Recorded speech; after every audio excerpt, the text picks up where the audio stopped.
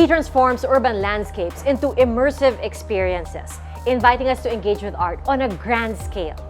Jinggoy Buensuceso's public installations are not just sculptures, they're catalysts for community, reflections of our shared humanity. Jinggoy Buensuceso is slowly changing the landscape of Philippine art and design. Join us as we explore the captivating world of Jinggoy Buensuceso. Lumaki ko sa probinsya, Pia. Tapos, sagrado katoliko kasi yung pamilya. Sa Kristan din ako. For me, yun dapat wala ka nang kinakatakutan, wala kang tinatago Ginawa ko nang walang boundaries, walang rule. Parang naiisip mo na lang siya from out of nowhere or matagal mo ba siyang binubuo in your mind? Merong mga pyesa na taon, no?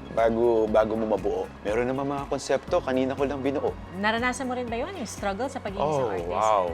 Nag-uumpisa pa lang. No? Mahirap ang buhay. Pinili ko yung gutom na mas maraming matutunan at makagraduate ako. You like to break the rules. Has it always been that way? Na parang talagang hindi ka susunod?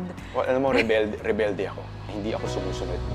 Hi, Pia. Thank you for joining us today. Alam mo, syempre, after ka naming imbitahan, talagang sinaliksik namin lahat ng mga works mo, all your different works. Isa doon yung ginawa mo for Casabella. Yeah. Disorder. Tapos meron yung very striking, the sculpture.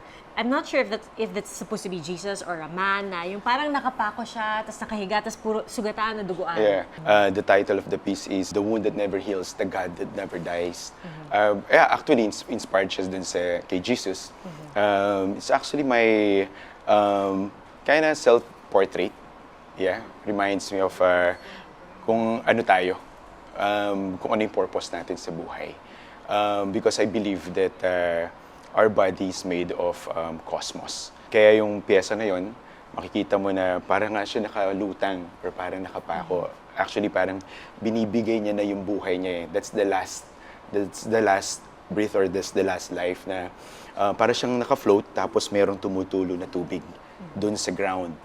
So, if we die, hindi actually tayo namamatay lang. Parang binibigay natin yung buhay natin para diligan yung dry earth, yung uhaw na lupa. And then eventually, yun na yung mag-uumpisa ulit yung buhay. I'm trying to imagine kung ano yung naging thought process mo para makarating dun sa piece na yon. Alam mo, lumaki ko sa probinsya. Tapos, sagrado katoliko kasi yung pamilya. Ang lapit namin sa simbahan. So, yung habang lumalaki ka, yung storya na nakukuha mo is through Catholic teaching. Sa Kristan din ako. Tapos, siguro malaki yung impluensya sa akin nung surrounding at saka nung paglaki ko, nung kultura na natatanggap ko, na nakikita ko. So, it gives me an inspiration na, yung imahe ni Jesus yung mga nangyari na yun. Parang yun yung image, ang lakas ng imahe na yun. Kaya ako ginawa yung piyesa na to. Yeah. So, I think, that's one of the biggest inspiration dun sa piyesa na yun. Pag ganun ba, this was something na ginawa mo because it was commissioned or parang naisip mo lang to make this piece? Ito, ginawa ko to. Matagal ko nang gustong gawin to, actually. It's a casted aluminum. Nag-cast muna ako ng totoong form ng human body. Tapos, dinirect ko kung paano siya. Paano mo kinast Tapos, yung totoong yung form na yun? Ito, using plaster of Paris. Okay. Talagang ilang oras, no? Yung tao, yung model, ilang oras na nakahiga. Mahirap. Mahirap yung process nitong yung special piece na to. Gusto ko nga magkaroon ng magtayo lang ng isang building para dun sa piyesa na to Parang isang chapel. I think people will question it. Hubad kasi no? Kita lahat. Hubad. For me, yun dapat wala ka nang kinakatakutan, wala kang tinatago artist naman tayo. Sinasaside natin yung religion natin, tsaka yung paniniwala natin. Sa akin, since I had the chance to create this piece, ginawa ko nang walang boundaries, walang rule. Kung ano lang yung paniniwala ko. Yeah. Hey, would you say that this is one of your favorite pieces or maybe most personal pieces? I think it's one of the most personal pieces. So, I want to keep it as a family, art collection ng pamilya. Maraming nakakagusto, maraming gustong tumanggap, gustong mag-ampon sa kanya, mag-adapt dun sa pyesa. Pero naghihintay ako ng, alam mo, every time meron ako mga personal pieces, kapag meron chance na gusto nila, pinag-iisipan ko mabuti. Yeah. So, ito, yung pangarap ko dito, if meron talagang gustong tumanggap, dapat meron siyang sariling lugar o bahay na pupuntahan ng mga tao. So may mga art pieces pala na gano'n, yung talagang very difficult to give up. May mga piyesa na, alam mo, hindi na pera yung, hindi na pera yung katapat eh. It's more of, kailangan tama. Tama ang pupuntahan, tama ang lugar na paglalagyan. Kailangan feel mo na ito yon, no? O ito yung aampon ng pyesa, no? Yeah. Yung isa pang nakita namin na work of yours was the Kaingin na parang naging sa CCP, tama ba sa CCP ngayon? Yeah. Very, very controversial piece, yung art installation. Kaingin is it's made of kaingin ashes. Actually, 3 taon kong binubuo itong kaingin na to. Kasi ito yung before pandemic, ito yung project ko with CCP. Nung binubuo ko siya, eksaktong nasunog ang 900 hectares ng forest of Benguet at the time. Tapos pumunta kami ng grupo, sugod kami habang nasusunog yung bundok. Sa isip ko, ito yung materyales na gagamitin ko sa art installation. Meron kasi yung collection ng mga contemporary bululs. I call them contemporary bululs because hindi ito yung ordinaryong bulul. Maganda rin yung story niya. Nakita ko lang din siya sa parang isang wood factory or na collection ng isang naging kaibigan na rin natin na Ifugao. Susunugin ni sila eh. Itong 13 collection ko ng contemporary bululs. Bigla ko nalang nakita to. Tapos kinuha ko, kinulek ko. Ito yung ginamit kong molde doon sa almost 2,000 bululs na in-install ko doon sa CCP ground. Mas lumawak pa yung konsepto nung sumugod kami, puntahan ko yung Ground Zero sa Mindanao. No? Yung gera doon sa Mindanao. Tapos sinama ko din yung mga alikabok sa Quiapo Church. No? Nag-art installation ako.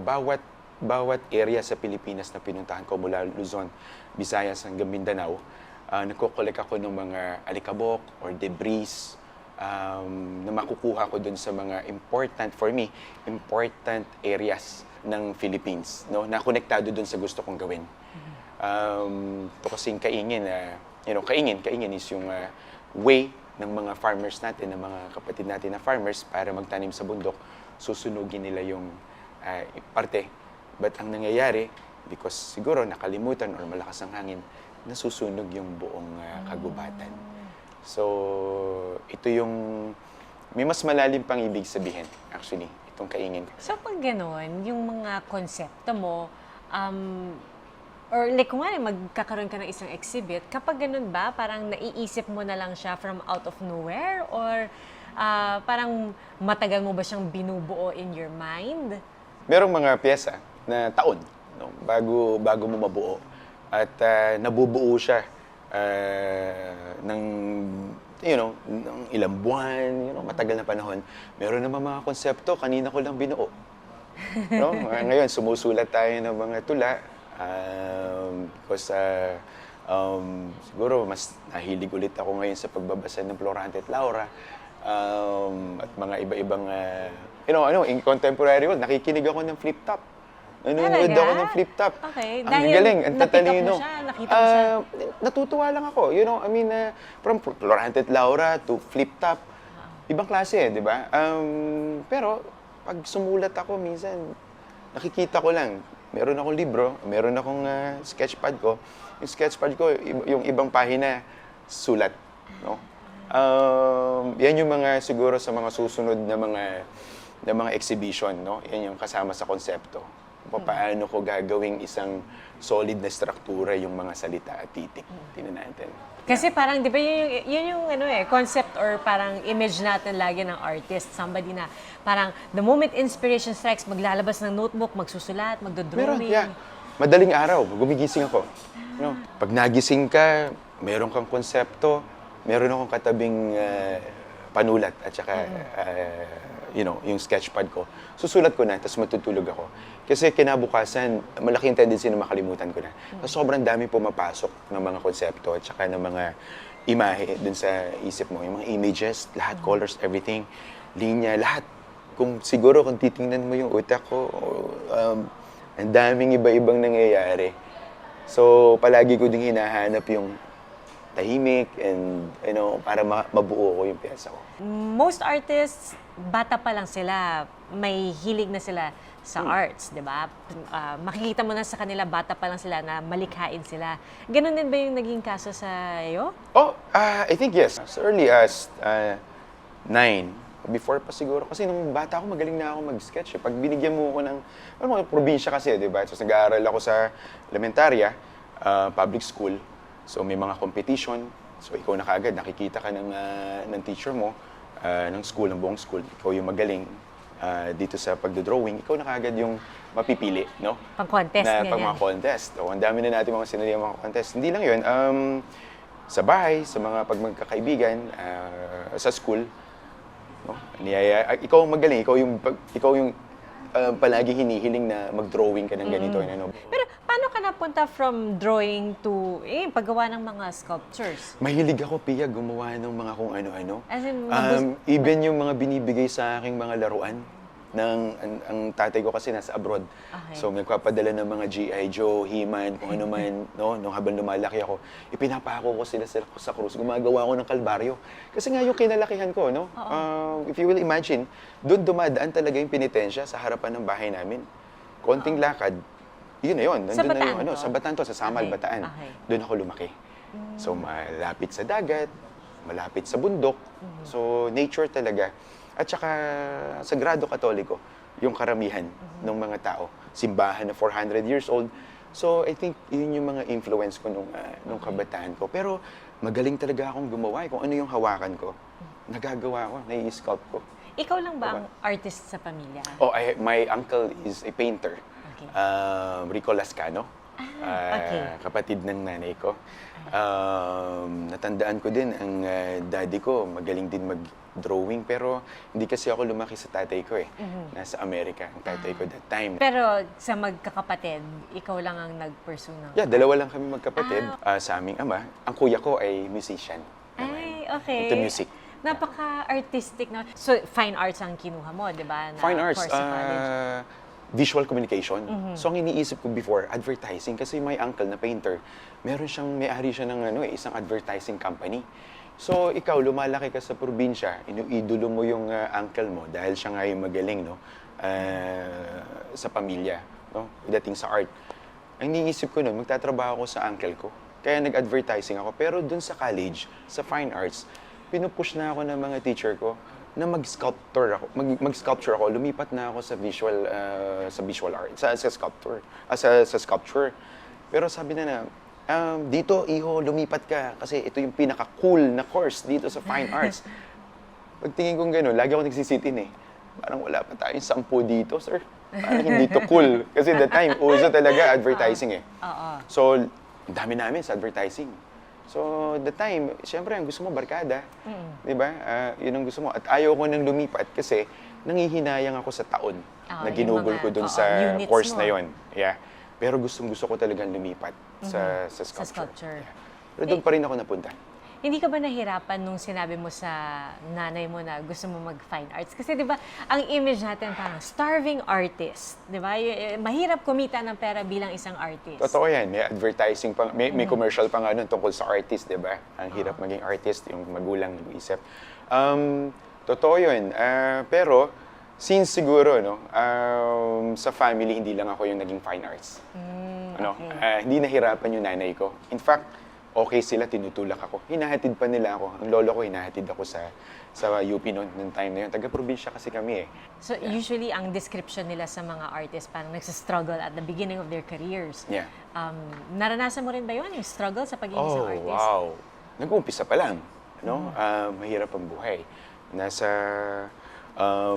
college pa lang ako, naranasan ko ng magutom.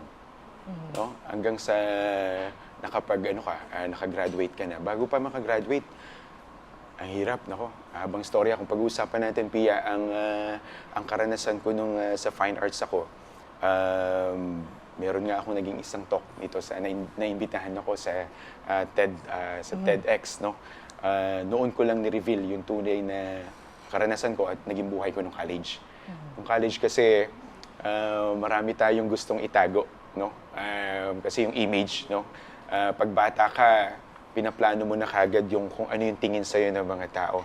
Kung gutom ako nung time na wala akong pera, hindi mo ko maiisip na parang gutom ba to? Maporma ako nung college. Isa ako sa mga passionista sa College of Fine Arts. Anong look mo nung college? 70s. Okay. Dalawa lang yata o tatlo lang kaming mahaba yung buhok. Okay. So, ang haba ng buhok ko nung college. Tapos naka-Ray-Ban ako na aviator. Pero yung aviator ko, luma-luma. Alam mo yung may oxidation na dito sa gilid, di ba? Pero hindi halata. Iba na yung kulay. Nabibili ko sila sa ukay-ukay. Lahat ng forma ko, kung hindi 5 piso, 10 piso, or 20, mahal na siguro yung 50 pesos. That time kasi naghirap talaga yung family namin. So, okay na yung mabigyan ako ng counting baon. Pero ang mahal kasi sa fine arts, Pia, para kang nagme-medicine. Kasi yung materials? Yung materials, yung mga plates, at saka kahit nasa UP ako, syempre nagbabayad pa din ako sa dormitory ko kasi hindi ako napasok sa libreng dorm nung araw.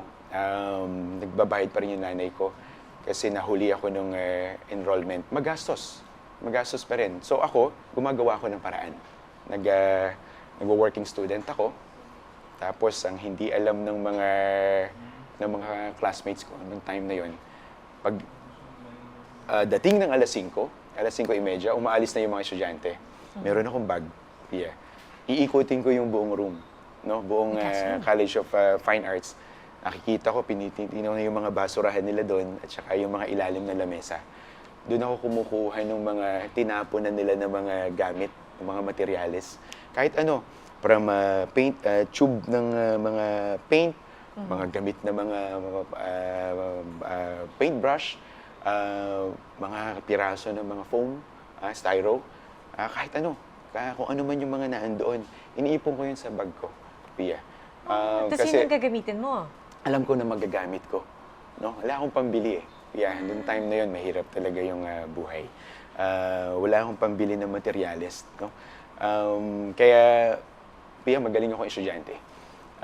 Madali kong iuno yung mga piyesa ko, yung mga grades ko sa fine arts. Sa fine arts lang naman. You know, I mean, madalas sa kulay ako nagbabago. Or sa materyales, iba yung ginamit kong materyales. Minsan, ang pintura ko, gray. Merong construction site sa tabi.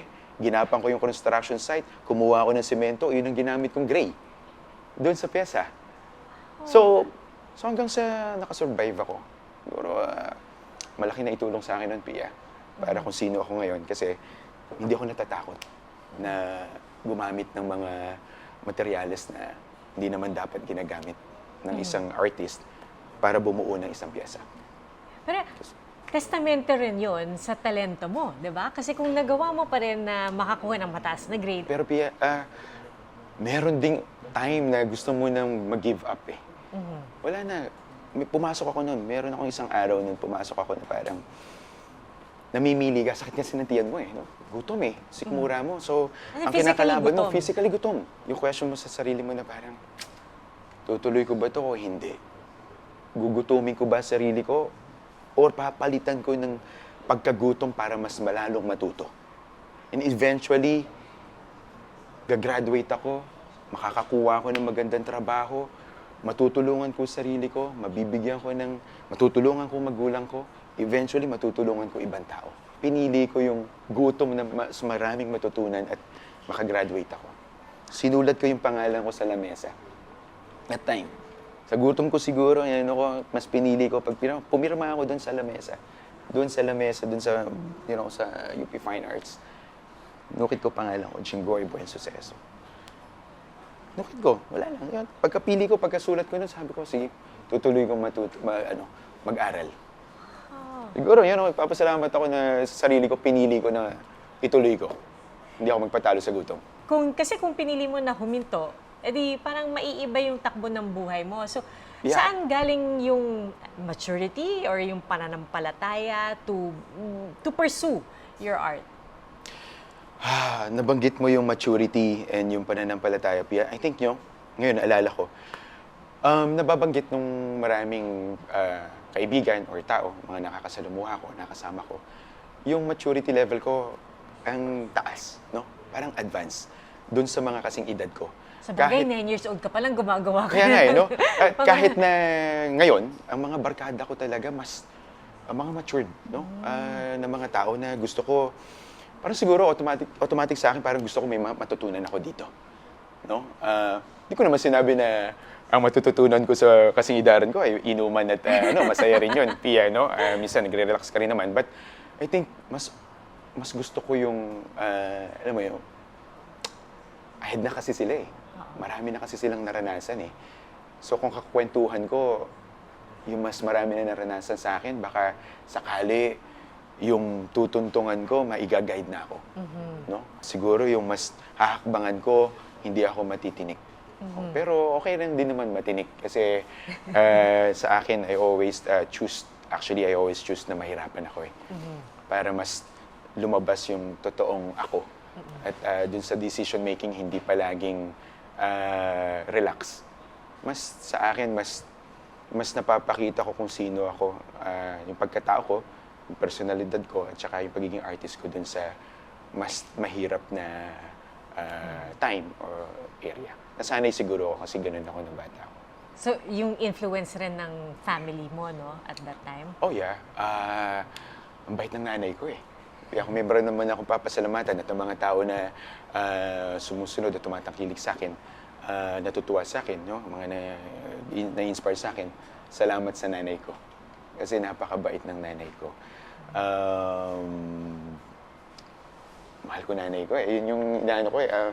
Palagi ako nai-inspire dun sa kabaitan at saka kababaan ng loob. Kasi kahit na saan tayo makarating, Pia, yun ang pinipili natin, no? Yung kababaan ng loob. Yeah. Oh, so kaya pala, no, very humble ka pa rin.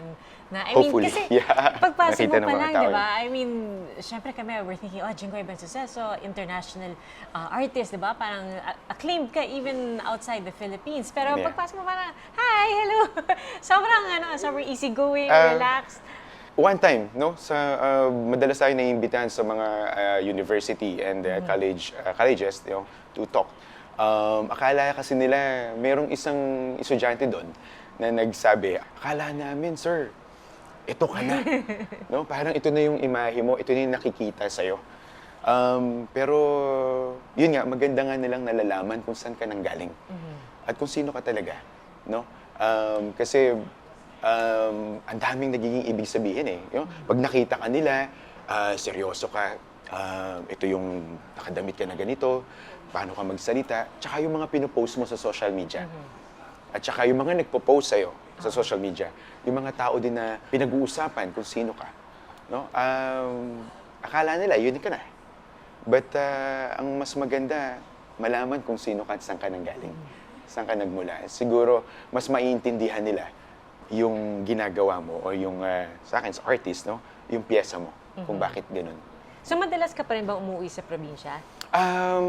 Recently, madalas because salamat sa mga bagong highways. Before, parang 8 hours na yata or 9 hours na ang biyahe. But because of this, kasi taga Alfonso Cavite kami, sa south na kami natira. Okay. But simula nung pinaganda na yung mga roads, Mas mas madalas. masarap nang umuwi. No? Mas masarap nang tumambay ulit kung saan ka nang galing. Well, speaking of yung mga napopost or nakikita sa social media, syempre nakikita namin yung clientele mo talagang influential, and then there are celebrities sa clientele mo. May times ba na nai-intimidate ka rin sa clients mo or pag meron silang pinapagawa sa'yo, parang nasa starstruck ka ba sa kanila? Madalas. Kaya, of course, no? I mean, na-starstruck tayo kasi yung mga kilalang tao, no? Imimit tayo at kakausapin tayo, merong kakatiwalaan tayo para gumawa ng mga pyesa para sa kanila. Madalas, na-Star Trek pa rin ako. Nahihiya pa rin tayo, pero syempre, you need to be professional. Pagkausap ka, minsan nagkakabaligtad, sila pala yung na-starstruck sa'yo. Nakakatuwa. Nabanggit mo na it's important yung napapass on, di ba, down to the different generations. Alam namin na you have children of your own, meron ka ng 2 anak. Mahilig rin ba sila nakikitaan mo na ba sila ng hilig sa arts? Naturally, itong 2 bata, si Malaya at saka si Mayumi, si Ate Mayumi and si Malaya. Artist sila eh. Meron talagang innate sa kanila yung pagiging artist. Ano yung medium nila? Pagdating sa pintura at saka sa pencil, sa pen, magaling talaga ang babae, si Mayumi. Kahit sa pagsulat. Si Malaya magaling sa construction. No? May mga Lego siya, so binubuo niya. Or ngayon, meron siya mga ini-start na mga graffiti, sculptural graffiti pieces niya. So, magaling itong mga bata na ito. Hopefully. Mana sa tatay? Or may ambag din si mami? Siyempre, dapat. business. Yeah, business. Si mami, business. But sa art, talagang I think, malaking impluwensya ko kasi lumaki ang mga bata sa ganong environment. So, yes, naturally, gano'n yung matututunan nila. Your wife, of course, is Miss Mutya Crisostomo Laksa, Yes. who used to be an actress, but sabi mo, she also went into the corporate world. Yeah. Paano ba kayo nagkakilala? Actually, kinumission niya ako habang nasa Unilever that time. Lumipat siya ng Singapore. And she's looking for an art piece para sa bagong bahay sa Singapore. Tapos nakita nga nila itong piyesa ko, nakakaiba. Hindi katulad ng ibang mga painting or sculpture. Parang iba that time kasi parang biniburn ko yung aluminum. So, yun na yung start. So, after kinumission yung artist, nakuha yung artist mismo. Yeah, so forever na siyang may artwork. Yeah. Na-commission yung actual artist. Oh yeah, yun na nakuha. Yeah. Pero siya ba, kasi syempre, she's an actress, so that in itself is a craft, so may artistic ability. Yeah, actually, now, her business is doing baby dresses, in fashion Very naman siya cute, ngayon. Kasi yung dream niya, before nung bata pa siya, to design dresses. So, ngayon, napagbigyan na siya na gawin niya yung dream niya. Pero humihingi ka ba ng input from your wife and kids? Pag meron kang isang piece na ginagawa, kumari in the middle of the process, sabihin mo ba, guys, okay ba to? Minsan siguro, nangyayari yun. Mas madalas, may mga usapin, no? Iba kasi yung iniisip nila sa iniisip ko. Pero okay yun, batuhan ng mga konsepto. Okay din yun. Tapos eventually, pinapabayaan nila ako. Kasi hindi ako nagpapatalo. Yeah. I read, I didn't read, I watched your video nga. Tapos sabi mo nga na, you like to break the rules. Has it always been that way? Na parang talagang hindi ka susunod? Well, alam mo, rebelde ako. Hindi ako sumusunod. Bata pa lang. Merong isang art critic na sumulat sa akin na Jinggoy Buensuceso is the rebel of Philippine art and design. Siguro nakita niya talaga na hindi ako sumusunod. As early as yung mga ng career ko, hindi talaga ako sumusunod, no? Kung meron mang rule sa art na sinusunod siguro, no? Yung rule na paggamit ng canvas, paggamit ng pintura, paggamit ng dapat ganito yung gawin mo, ganito lang ang dapat mong gawin. Hindi na ako sumusunod doon pa lang. Hindi ko makakalimutan siguro yung isang pinaka-importante na desisyon at ginawa ko sa karir ko nung maimbitahan kami. Kasi galing ako sa Singapore, papasok ako sa Pilipinas. Hindi naman may pagkakaila na talagang merong industriya ang art dito sa Philippines. So, since si Mutya ay malapit sa mga tao, sa industriya, naimbitahan kami sa isang dinner. No? Andito yung mga masters. No? Andiyan yung mga masters. Excited ako to be with the masters in one table. Tapos, nang pinag-uusapan na, ini-interview ko, ba yung ginagawa mo? So, hindi nila alam yung or may idea sila doon sa mga materials na binabanggit ko at sa mga art na ginagawa ko. Pero, hindi sila yon. No? Ang sa kanila, mga brass or stainless, na painting, oil paint, or acrylic. So, alam mo, nung sinasabi ko hindi sila interested, ang gusto nila, turuan ako. Hindi, dapat ganito gawin mo. Dapat ganito gawin mo. Masters ng mga to. So yung pagiging idolo ko dun sa mga masters, lumabas na lang ako. Excuse muna ako. CR. Excuse muna ako. CR muna ako. Ganito, may gagawin ako. Invite ko na yung asawa ko. Dito na ako sa labas, umuwi na tayo. So, yun pa lang, no? Lumalabas yung pagiging rebelde ko dun sa, Kasi sa isip ko, hindi nila naiintindihan kung ano ginagawa ko. Balik ako sa studio. Tapos palagi ko, at inulit-ulit ko sa utak ko tsaka sa puso ko, no? Hindi nila alam yung ginagawa ko. Hindi nila alam ang gagawin ko. Alien ako dun sa buong grupo. Therefore, tama ako. Yun ang iniisip ko. Kung makikinig ako, mamaliin nila yung kung ano yung path na tatahakin ko. Kasi sa paggawa ko, sa pag-build ko kung sino ako ngayon sa industriya, kung ano ko ngayon sa industriya, pinlano ko eh. Hindi ko mapaplano kung tutulad ako sa kanila or sa grupo. Mapapansin mo, Pia, marami akong kaibigan sa industriya, marami akong kausap sa industriya, pero wala akong sinasamahang grupo. Meron akong sarili. Di na mahalaga sa akin kung ano yung mga pag-uusapan or award or dito sa ano na, hindi na mahalaga sa akin yun.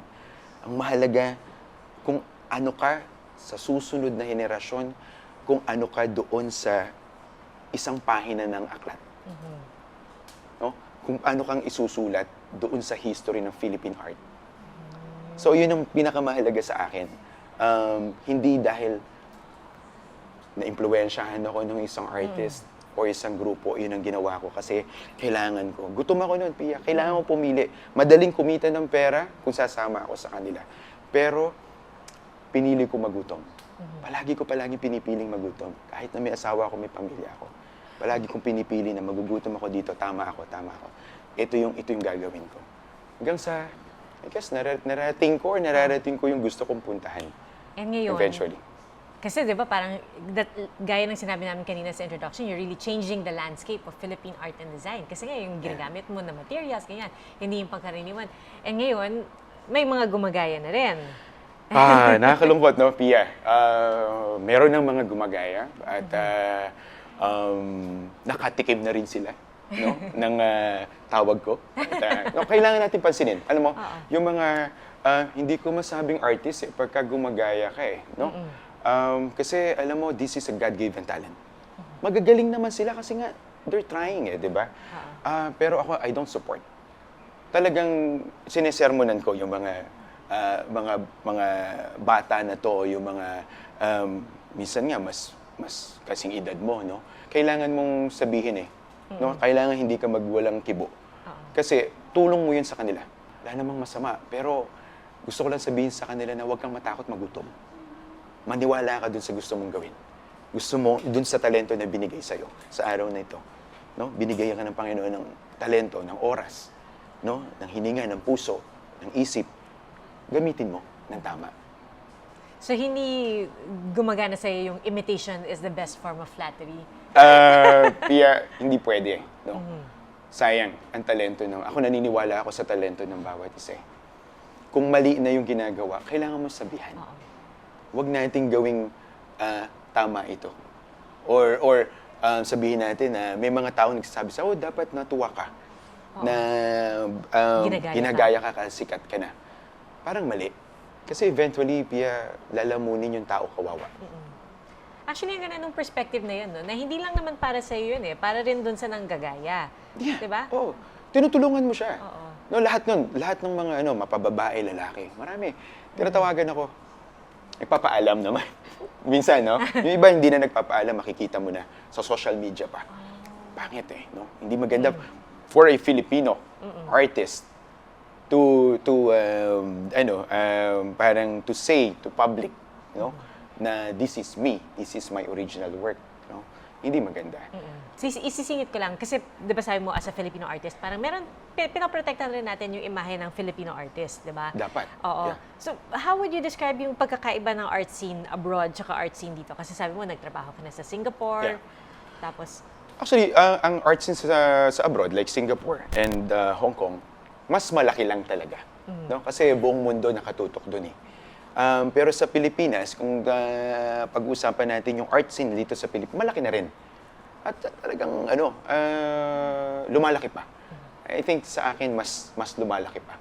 So what do you hope people take away from your art, your installations, your sculptures when they see it?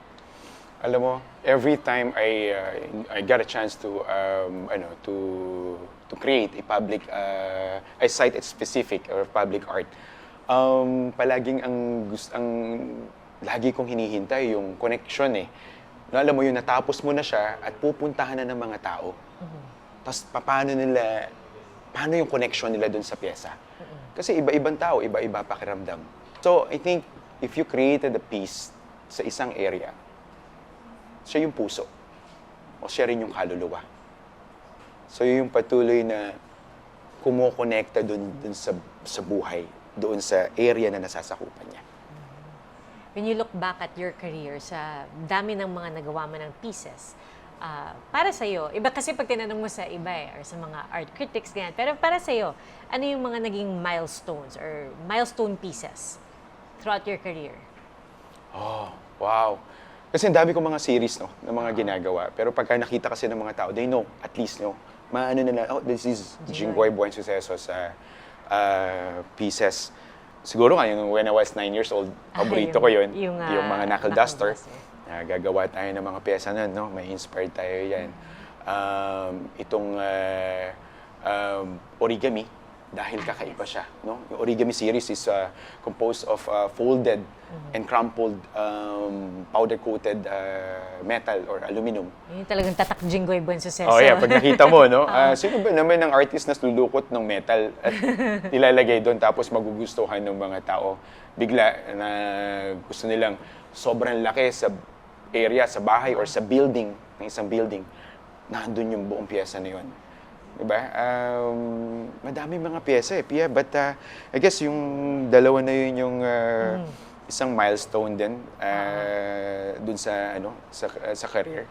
Pag pinag-usapan natin yung sculpture, ngayon marami tayong ginagawang mas malalaking art pieces. Pinakamahalaga, Pia, yung almost 2,000 bululs na hinahanapan natin ngayon ng mas magandang ibig sabihin. Kasi I'm about to launch the Adapt a Bulul project. Ito yung you Adapt a Bulul doon galing sa CCP, and I will donate or I will allot the funds para sa reforestation of Philippine forests. So, papunta na tayo doon, Pia, to give back na tayo. Marami rin tayong mga tinutulungan na, alam mo, meron tayong mga tumutulungan ng mga breast cancers group, mga bata natin na pinapagamot, at hopefully makapagpatayo tayo ng mga schools and clinics sa ibang parte ng malalayong parte ng probinsya, at makatulong tayo sa mga IPs, brothers and sisters natin, mga indigenous people, makapagpatayo tayo ng mga amphitheater para to gather their activity, no? At puntahan ng mga tao at makita. Napakagandang makita that yung art mo is giving back already. Kasi syempre, di ba, art is for everyone naman talaga. Pero yung actually giving back with these projects and different ways of parang creating funds for things needed in different communities. Parang doon namin nakikita yung personality mo as an artist na hindi pwedeng dito lang yan. Parang it's for a greater cause talaga, for the greater good. Because I believe that this is a God-given talent. Hindi ito para sa atin. Diba? Kapag binigyan tayo, ako pagka gumising ako, itong araw na ito, alam ko na yung buhay ko, ang talento ko, bigay ng Panginoong Hesus. Hindi to lang bigla lang nasa iyo. So sa akin, ang respeto ko at pagmamahal ko sa sa nagbigay sa akin ng buhay, Panginoong Hesus. Sa akin, yun yung palaging gamit ko eh. Hindi natin alam kung bukas, andito pa ba tayo. No? Hanggat kaya nating tumulong through art, no? This God-given talent, we will give. Sana itong mga susunod na mga proyekto ko, i-involve ko na yung mga tao na mga gustong tumulong sa atin sa mga project. Gamitin natin ng pondo para sa mga kababayan natin na mas nangangailangan pa. So, Jinggoy, your career, more than 20 years na yan, di ba? More than 20 years na. Pero mahaba pa yan. So, Sa tingin mo, saan papunta itong art mo, yung career mo? Alam mo, one of the parang dream project na makatrabaho ko ang mga magagaling mahusay na mga arkitekto at mga engineer dito sa Pilipinas and abroad at gumawa na ng mga building. Like kung i-imagine mo yung buong sculpture ko, yung origami, it will be a building for an institutional building. Like it can be a contemporary art building, parang gano'n. So simbahan, no? Hindi na parang ini-imagine ko, hindi na panay tuwid or laging square lahat, gano'n. But I think it's more of like, you know, sculptural building. Sana matuloy. Aabangan namin yan. Yeah. Thanks, Jinggoy. Maraming Thank you. salamat. We are now going beyond the headlines and the different narratives. This is Confessions of an Icon, where we sit down with the legends and ask them the questions that others are afraid to ask. Welcome to Confessions of an Icon, Mr. Jinggoy Buensuceso. What is the one question you hope that no one ever asks about your art? Wow. Recently lang parang nakatanggap ako. Pwede po bang kopyahin ang piyesa mo? So, hindi ko alam kung paano ko sasagutin. Pero eventually, nasagot ko din. What is the weirdest thing you've ever used as a hammer? Oh, wow. The first origami piece, gumamit ako ng baseball bat at saka takong ng boots ko. Yeah, Wow, ganun katibay yung takong ng boots mo. O mahilig ako sa boots. May mga Okay. collection ako na matitibay na boots. So, talagang yun ang sculptor boots ko. And anong inspiration nun? Crumpled pieces as in inspired Literal from na. a origami na papel na ginawa ko tapos kinrampled ko. So, kasi ano yun mas importante sa akin yung ideation of yung process. Hindi tayo makakarating dun sa magandang origami kung hindi tayo nalukot at dumaan dun sa hirap. Yeah. Ang ganda naman nun. I think Ang very ganda ng personal. message na Very yun. personal. Yeah. Oo. Very personal. What is the one tool you own that scares you a little? Oh, nako. Wow. May matanda. Lagi akong takot dito sa pamputol ko, yung aluminum cutter ko. Okay. Sobrang talim nun, puro ngipin, tapos ginagamit ko yun. So, one time, ini-imagine ko pagka yun yung naging na-aksidente ako talagang De kuryente ba yun? warak yun, yeah. Oh, so nakabala yun sa machine. So, takot ako doon. Okay. Wow. Mas takot ako doon kaysa doon sa molten aluminum. Yung mga ilang kilong aluminum ang tinutunaw sa isang buong lata. Kasi maingat ako doon Tsaka naka-crane naman yun, so hawak mo yun. Hindi dinadrive mo ng maayos. Yun naman sumasabog din. Natatakot din ako doon kasi pwede kang mabuhusan ng aluminum. No, hindi ito yung maliliit na aluminum na nilalagay mo lang sa lata. Ito yung malaking barrel ng aluminum. Molten lava, parang ganun. Tapos, marami na rin na-aksidente doon. But, ano tayo doon? Maingat tayo doon. So, full gear, everything. Oo nga, no? So parang kailangan mo rin palang i-implement yun dun sa studio nyo. Mahirap. Talagang Kailangan. Safety guidelines. Safety lahat. Suot, uniform, everything. At saka, seryoso, syempre, hindi pwedeng hilo ka or puyat ka, nakainom ka or what. Kasi marami ring na-aksidente doon sa studio. Okay. Ingat ka tayo doon. What is the most unexpected compliment that you've ever received about your work? Wow, compliment. May nagsabi rin, your art is sexy. Hindi ko alam pa. Hindi ko alam kung paano naging sexy. Siguro sinasabi niya, your art is macho or what. I don't know, I mean, hindi ko alam. Sige, if your sculptures could talk, what could they say? Gusto kong i-connecta dun tuloy sa sexy. Aray, I think. Pagkatapos kong manipulate, kasi I use my body. No? Parang na romansahan yun between the material. And so makikita mo talaga I use lahat ng parte ng katawan ko pag gumagawa ako ng pyesa. Kapag hinuhulma. Pag hinuhulma, kapag ginagawa, karamihan, no, I used my body. So siguro pag natapos ako, salamat. Masarap, I don't know.